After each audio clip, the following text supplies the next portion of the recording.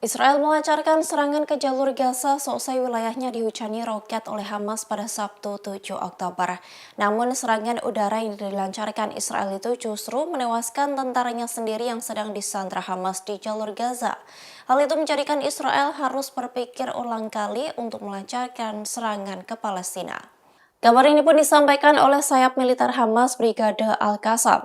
Pihaknya mengatakan setidaknya ada 4 tentara Israel yang mereka tangkap telah tewas dalam serangan Israel di jalur Gaza. Selain itu ada beberapa anggota kelompok yang juga tewas karena serangan tersebut. Sementara itu Kepala Hubungan Internasional Hamas Bassem Naim mengatakan apabila Israel berkomitmen maka pihaknya berkewajiban memperlakukan sandera dengan cara yang sangat manusiawi dan bermartabat. Meski begitu, Naim enggan mengungkap jumlah warga dan tentara Israel yang disandra. Juru bicara sayap bersenjata Hamas Abu Ubaidah mengatakan bahwa pihaknya telah menyembunyikan sandera tersebut di tempat aman dan terowongan perlawanan. Sementara militer Badan Polisi Israel membuka pos pelayanan bagi keluarga untuk mendaftarkan kerabat yang hilang. Pihak berwajib meminta mereka membawa foto dan barang-barang yang dapat digunakan untuk mengumpulkan sampel DNA. Lebih lanjut, pemimpin sayap militer Hamas Muhammad Dif mengungkap tujuan Hamas menyandra warga Israel.